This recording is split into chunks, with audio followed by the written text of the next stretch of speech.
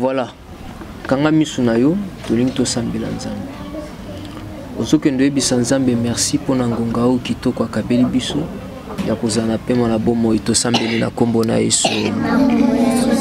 Au nom puissant et glorieux de notre Seigneur Jésus-Christ, Père, nous te rendons gloire, honneur et louange. Parce qu'il t'a pris, Seigneur, Yakoïba n'a pas accordé biso cette mesure de grâce et grand privilège que vous te païnaï. Ola munayo, nde sali ete tozala na bomo. Totondi yo pona libaku malamu yo pesi biso. Osepeli to sangana katikati na we sika na ngonga o. Kuma mape sanjola manayo na kombo na mokonzi Jésus-Christ netolama to sambeli au nom de Jésus-Christ. Au nom de Jésus. Tikala kimia. Éternel, nous voulons à ce que ta présence nous accompagne pendant ces moments. Enfin que nous se kosalema esalema pona lokumu ya kombo na yo. Bonzambi no esunga biso to ebana ko exceller na kombo na mokonzi Jésus-Christ to kabi pe chaîne na biso Shilo officiel télévision na maboko na yo numéro 1 na yango beba nyonso bazali ko travailler na kati ya chaîne oyo tala bolamu nini chaîne ezali ko sala pona bayibaza na kati ya pasi na mboka Congo et de partout ailleurs kozanga te kozongisa ya mingi ya bolamu na kati ya chaîne oyo na kombo na Yesu Kristo. Amen. Maintenant, papa tolingi ko bayo premièrement que se présenter.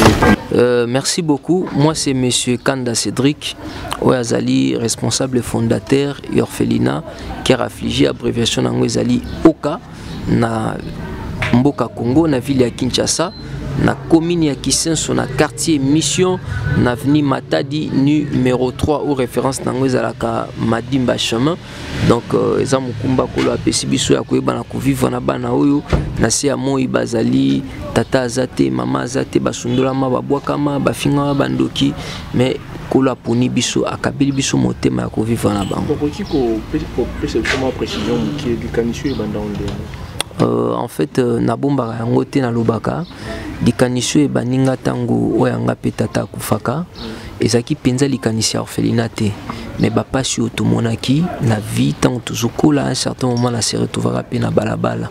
Alors kati na nga na bandako ka toujours posa moko boye bandeko tindikanga ya koyebisanga ke nga fona bundela bato bazana kati ya pasi mais nga mona zaki na kati ya pasi ezaki un peu ko gérer yango te yo moko zana na pasi pour jusqu'à présent là toujours subir toujours ba difficulté mais ko la talaki difficulté na bisote atalaki nde makoki na ye ya bonzambe ko déposer yango kati ya moto poto sala makambo. Oui, ba difficulté zalaki belé makasi ne bandeli comme pe ba difficulté zali toujours parce que t'as des besoins eza monene. Omoni nako pesa exemple moko amuke nzambe tonga bengi Moïse azaki ne lokote. Moïse azaki na mundu kité ayebaki même pas que bâton na yeko kozala outil d'opération mystérieuse. Donc également ezaka likabo nzamba pesi biso. Yango nde muto moni eza d'abord capacité à liboso oyo nzambe azali kosalela nango kati na biso poto ebana ko vivre na bano. C'est vrai matériellement financièrement on n'a pas de moyens tozana ba unité de production te oyo ezaki kokoti la biso mbongo poto ebana kosala tozana na auto prise en charge ya bano au quotidien ata tobeli na ba partenaire te batamité malonte mais biso moko toza ko répondre à ba besoin bana mais tozana ouana te. Alors ba difficulté e bandeli ko la permettre que to ebana ko surmonter yango poto e bandeli ya ko s'adapter même na ba difficulté actuelle au tozali ko traverser na yango. Donc avantage na biso liboso ezali que c'est Dieu qui est notre partenaire numéro 1 oyo azali siko se manifester na nzela ya ba différentes personnes ya ba bonne foi o baza kondima pe nzambe mwasa ki aloso mwasa ki asemoul. C'est comme ça que nous vivons avec ces enfants mais likanisi ezali to ki na bango au-delà parce que ba grand projet ya ko faire devenir bano bato minene na se ya moi ezali liboso to bandaki na en église parce que je suis aussi serviteur. Tobandaki na église dans un endroit où koka kondimate et personne ne croyait en nous. et tout le monde s'est moqué de nous, même bandimi autozaki na bango na kati église bamona qui ont une mauvaise idée. Vous savez que les lopena ezapena anticipé na kati église la notion de soutenir les faibles, de vivre avec les orphelins. Notre pasteur il y a Kolo Chilo télévision officiel azana likanisa kosala on a bazana kati ya pasi mais église belé bazana likanisa na pendate. Alors ezaki vraiment mal vie na bande konakati église, raison pour laquelle difficulté to kutana kana ngwa makasi ezalaki positionnement bana pour bande ko bandoki. Vous imaginez ba to sambela mais ba traiter ba bandoki, pourquoi? Parce que ezana bana tonto banaki na sala ki penza recensement mo na zoka bana na balabala bana na balabala bi bana ngo singa ko maîtriser bango ba une église ba mobulu, mais comme ce sont des enfants, il fallait se mettre à leur place, les comprendre pour les transformer afin qu'ils soient formés. Mais bandeko ba comprendre parce qu'ils avaient aussi ce cœur là te ba te belé lo bazan église ba yé pa ina ba yé ko luka biloko ya nzambe ba yé pa ina nzambe te bazan église mais bazakati na nzambe te. Donc to bandaka na église na veni Kinzao ndeko uta na veni Kinzao to yaki na veni Madimba lelo toza na avenue Matadi toujours na kati ya commune ya Kisenso pa toza ko évoluer. L'une des grandes difficultés tozali ko rencontrer na kati ya musala yango wana lupango ezali ya bangote, lupango yo bano bazali ba locataire, donc orpheline ezali ko futela, donc au mona ko futa loyer à chaque fin à mois, location ezali facilité. Ah wa to futa ka 120, donc na question soit to futa 120 par mois toujours futa, donc eza facilité na chaque fin à mois. Pourquoi non beza facilité du coup boza na ngombo muke, mais vi ba réalité to kuta na ngo quotidien ozomona na moi mombele ko simbi $100 te. Dieu nous est témoin. Moi peine les ko simbi $100 te sanga sko ko futanda ko ndenge nini en même temps ba besoin na bango par jour te dépensera pas moins de $40. Ce qui n'est moi l'osso ezali aux Hollanda, mais ce que l'osso ezate tokindaka au-delà, donc il faut te dépenser au moins plus de $50 pour somber la bango l'osso, somba ya kolia, somba boudon ezali facilité pour ça qui a l'osso awa et ça la kaka to fungoli yango lelo lobiesili bana nyonso bazotanga excepté à oza komona awa wapie auti koya ça fait déjà 2 mois vainqueur ozomona yoana auti koya ça fait déjà 2 mois excepté à ozomona za sourmiwe yoana voilà le ozomona yoana za sourmiwe baba yoana ozomona za baba, donc excepté naye il y a tangité via moi ba difficulté car tout coûter na on peut to checker une école baba na matete, mais sans quoi on se bat vraiment. Ce sont des enfants intelligents, hein? Manque de moyens, manque de possibilités, de partout. Si aujourd'hui vos cœurs se réunissent et si Kamoko Bobito a une unité de production et permettre orphelinat et banakozamo pour bisobino pe kuna bozana ba charge, bozapena ba responsabilité, ba occupation pezali. Mais si vous pesi moi unité de production biso to ça likande la bonne gestion. Au même de loin bolanda orphelinat ça va, hein? Tout ça là bangonda kisa, to somba lupangu, na lupangu wana bacha forage. Tout le monde qui est dans forage. Oui, vraiment ba difficulté dans la question surtout mai oui. Oh bazu lupangu bacha forage wana et permettre bango les loba na bazo formation na couper couture pour mai tozoteka to kotinda ba na couper couture, to kotinda ba na mécanique. Donc c'est dit et ko permettre biso to meka ko réaliser déjà moi ba petite branche ya ba projet autozana ngopona ko responsabiliser déjà bana ou pour cause soit diplôme d'état, mais ce qui a yebi ko ça les lots côté yeba ki na société au jouer rôle mon côté.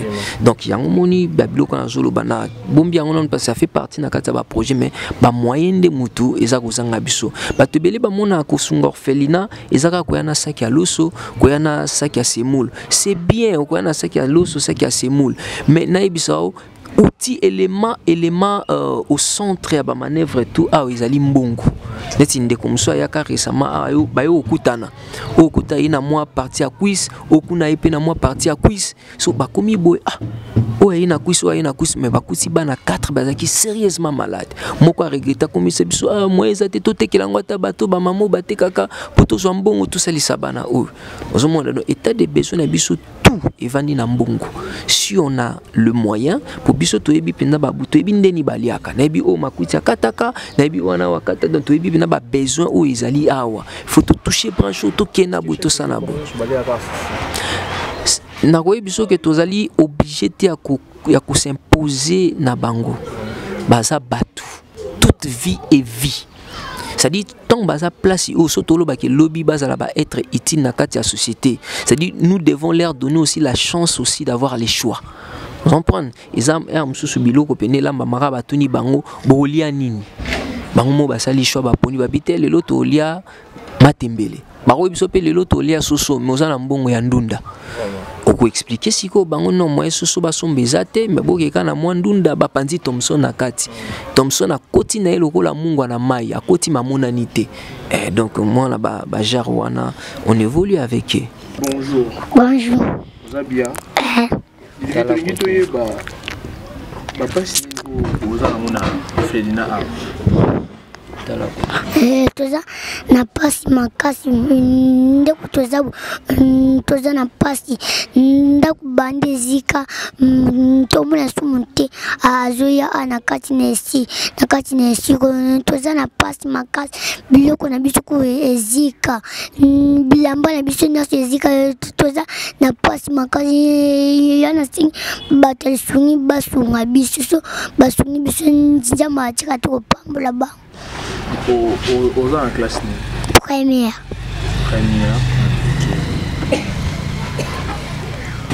Et comment Hermine. Hermine, on peut que ça dise tala awa. J'ai vu ça maman nyo so ba otala yo ba pasi oyo mona no. Toza na pasi makasi ndako na biso ezikaki bilambo olata nyonso ezikaki na bambetu nyonso ezikaki tolalaka na nsima na malili tolalaka na nsima na bagode na biso nyonso to ezikaki na bakaye oyo kosalela biso bolamu nzambe apambola ye. Sagesse. Sagesse, au complet, c'est le réalité. Toza na pasi makasi bana ndako ezikaki bilamba nyonso ezikaki ndako kutu basaki na biso nyonso oya sika ezikaki toza difficulté ya makasi batu o mite ya malamu baya kosunga biso ndambo batika bango. Bonjour. Bonjour. Gédéon. Gédéon, autant la caméra na biso ba pasi au vivre ensemble. Toza un orphelinat qui a affligé rentrée scolaire pe en ozoya année déjà pe sili papa na biso na ntete zungo pona toza na banyongo ebele na kati ya école yango to sengi na muto aza mutema malamu aya sunga biso ata na uniforme ata na kaya ata na biki nzamba ko pambola ete nzamba ko baxele ebele elanga pe yango biso tozolala na sima bananda ko ezika mbeto etumbama mama nyonso na papa nyonso botala biso un orphelinat qui a affligé la bana na bino toza na ba difficulté makasi a rentrée scolaire pe yango tozozonga classe kala mingi te a boya bosunga biso nzamba kopambola bino ba bidon nyonso oyo totielaka mai nyonso ezika kina basani tozoyeba te soki tokolia ndenge nini boya bosunga biso nzamba kotika te kopambola bino. Jusque là origine ya moto etikaki koyebana te parce que moto epelaki vers 10h07. To éviter qu'est-ce qui avait causé ces faits. Il n'y avait pas l'électricité, même moto, ou pas on à moitié clôturé. Donc pour empêcher des gens qui passent dans la rue de bien vouloir suivre tout ce qu'on fait ici. Mais là derrière vous allez voir, vous allez prendre les images, et ça n'a vide. On essaie d'imaginer parce que nous vivons dans un environnement qui est la réalité, c'est un secret professionnel. C'est-à-dire que Exactement. Donc, qui ce n'est pas comme Matete, qui ce n'est pas comme Lemba. Thompson, vous comprenez? Alors, le colato yebi muta cheki montote. Moi, et ça mis tant monte peli, moi na moko tazaki kuna na kati. To yipe obanube la ndokika dans le vide boété. C'est-à-dire, on a assumé, tout est parti en fumée. Donc, comme les enfants sont en train de déclarer là, c'est-à-dire, positionnement na bango na minute yo ils ensemble à difficulté au baza ko rencontrer sur le plan scolaire, sur le plan alimentaire, sur le plan sanitaire, sur le plan c'est-à-dire il y a logement na ko vendre na bango donc ndako même c'est un problème donc mon ba image on a ba mire ils a fissuré c'est-à-dire na minute toujours fina bango na couloir pe na salon ils a strictement interdit ba là na ba pièce wana parce que ba mire wana ici est boucani déjà. Papa, en tant que moi, il y a des personnes qui ont la TV, qui la jeunesse, il y a des personnes qui ont douté. Autant la jeune aux alliés, aux en charge de ma casse. Mais quand vraiment le bénéfice d'un souci, mais quand vous avez des bateaux, nous sommes là, on a TV, on a d'autres dynamités, jeune au ligne au côté. Mais quand on peut éclaircir, vraiment, battre la jeune, battre la moi je dirais que Moutounion son assez à moi il a un cœur, il est doté d'un cœur. Ne pas comprendre Babilo Kaboué, c'est être un homme sans cœur. Moutounion ça sentira douleur. Atomi peseli ba drogue n'engeni tant drogue aussi la soba katio pota. Vous allez sentir cette douleur. Kobeta marambo kara, ils allaient se présenter le roi Moutoumoko oyo azanga mutema. Bisosoto sala musalo eza d'abord na bisoté. C'est Dieu qui nous a choisi et qui nous a doté ces cœurs là et de faire ce travail. Naza jeune nengo utkoloba. Je peux me lancer à tout faire nenge bande comme suba osala. Pour na ba misala maboko je vous signale la yebi nanga musala ya maboko. C'est-à-dire na sala registrage et soudage nanga eza ba misala nanga maboko o nga na salaka. Vous voyez?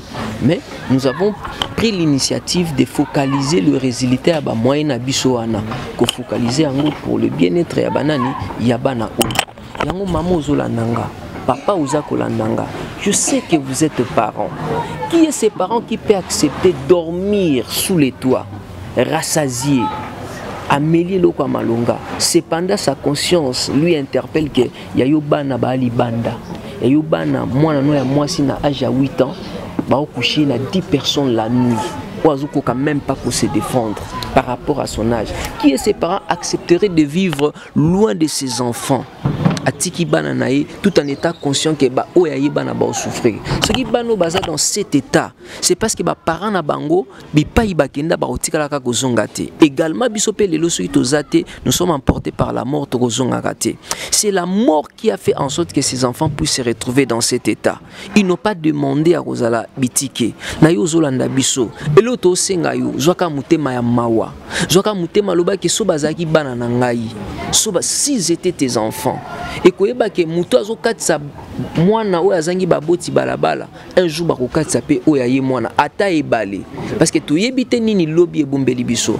Avenir est tellement surprenant. Ces enfants savaient très bien qu'ils allaient grandir avec leurs parents, mais la réalité s'est imposée. Aujourd'hui ils se retrouvent sans parents. Ce que nous vous demandons, c'est pas parfois de faire descendre les cieux sur terre pour eux, mais c'est tout simplement de prendre les cœurs de compassion, de comprendre, de sentir un peu la douleur que ces enfants, du fait que talana nos affections à bas parents exatés. Nous devons collecter des affections d'une manière ou d'une autre pour te rassembler en goto bando kabola une portion na bano enfant de le maîtriser.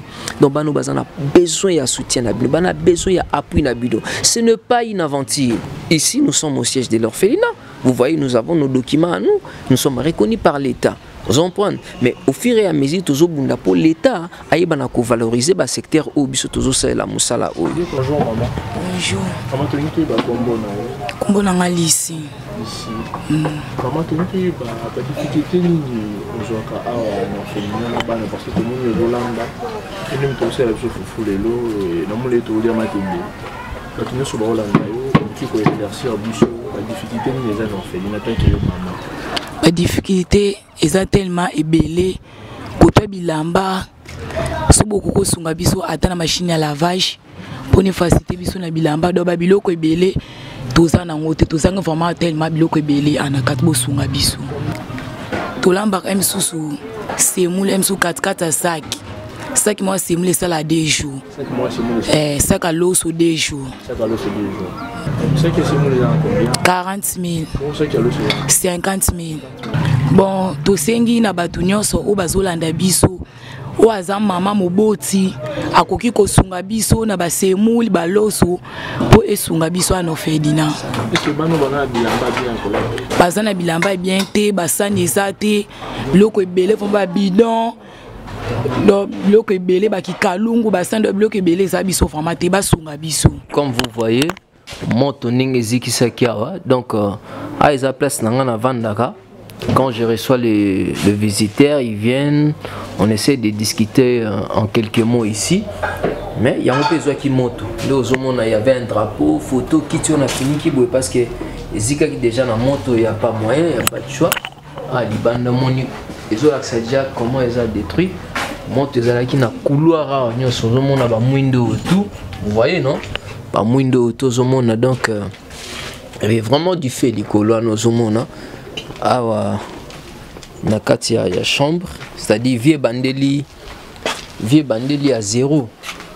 Vieux bandeli à zéro, vous voyez là-bas. La planche est à tête, les tkalika ya ngomoko. Non, vieux bandeli à zéro. Même tala ba tripsage. Et CD, hein, parce que monte les makasi. Tout le monde. Tripsage et CD. Komi kocha bilamba na basaki ya loso bamocha ba bilamba wana o aza maladi ozomona o santé za o déranger na aza maladi donc tulungo wana toye lisusu za romona également awa sorota likuna likolo zomona moni ndenge moto asalaki. Donc batolo tout est foutu. Ils ont vraiment foutu. Ils ont foutu couloir à poser mon alikola. Ndenge moto ezwaki. Voilà. Moto ndenge. Donc vraiment il y a un travail à faire ici, il y a vraiment un travail à faire, il faut réhabiliter les toits parce que moto zixaki ba bloko tezaja kolemba lemba tozo banga. Tozako banga ba mipepe ya mois de juillet oyo ya ilanga mipepe ya mois de juillet ebetaka makasi pe betaka mabe et tozako banga ozomona même awa na lobelaki yango likolo awa ozomona ndenge sali fissure et salami awa likolo awa tozako banga ba mipepe ya mois de juillet soki ebeti makasi tozo banga écroulement ya ba mire. Raison pour laquelle on a dit que jusqu'à présent, tu interdire bango kolala même na kati ya ba pièce wana. C'est-à-dire couloir au moni bazo finana surtout na salon a ba fineza bilo mususu sécurité azola la libanda. On ça obligé la libanda parce que net ba bidon ba tonon tozo bimisa yango libanda pour kaka bana ba kokana minito toza na choité. Toza ko mélanger bango ici kamoko ya basi na mibali. C'est-à-dire mibali ya mike toche bango na oya basi donc basi bazo zona no couloir ba ye moi ndambu parti ko to mona place basani ezali nyonso elungwaka ba musu nde tandamaka alors ba oya mibali ba biloko tout tombola yango tombola on pene bima wana na veranda nde ba tandi awa donc système toza ko vivre nango actuellement yango wana tozali bana bazali na kati ya condition moko inacceptable mais il y a pas de choix yango na bino mutu boko réagir bino mutu boko sala en sorte que bana oyo ba reprendre les sourires qu'ils avaient pour continuer les parcours afin d'embrasser l'avenir afin de devenir des êtres utiles na kati ya société pour mieux agir ou soit pour agir vraiment pour donner les sourires à ses enfants. Il faut que la image comme mon abang loko la banana yo. Mon abang ka loko ba lekina. Mon abang loko la ba être moko le plus rapproché de ta vie. Mon abang étant des êtres basana valeur na misunayo. C'est alors que vous saurez qu'est-ce qu'il faut faire pour nabana oyo et geste nangana ko poser. Parce que ce qu'on comprendre valeur il faut attribuer à ses enfants, on comprendre qu'ils ont un rôle à jouer aussi dans la société, on comprendre que Dieu vous bénira. Ce sont des choses qui bénissent les gens et vous allez le faire avec amour et compassion pour donner les sourires à ses enfants. Un mot à la fin, photo chanter. Un mot à la fin, ça va d'abord à l'endroit de remercier la chaîne de télévision Chile Officiel Télévision qui nous a donné l'opportunité de pouvoir passer ces images, de pouvoir demander de l'aide na bande konyo soba libanda mboka de partout à l'étranger na bao baza awa, d'essayer d'interpeller la conscience ya bande ko pour mieux voir nini sengeli basa na kati ya bano. Donc te remercier le numéro 1 de la chaîne et te lobi que le bon Dieu puisse le bénir abondamment, que Dieu bénisse encore la chaîne et te sengeli na bande konyo soboy bana ko s'abonner encore massivement na kati ya chaîne. Oh, c'est une chaîne qui vous donne vraiment l'actualité qu'il faut et qui vous met à la page. Donc mon abisso yangoana Zambé aibana ko pambola bino, nous attendons vos soutiens, tous la réaction na bino parce que ba recevra ko contacter biso. Notre numéro c'est plus 243 81 07 02 800 plus 243 81 07 02 800. Kanda Cédric, responsable fondateur, il y a orphelinat Cœur Affligé, aussi serviteur de Dieu. Que Dieu vous bénisse.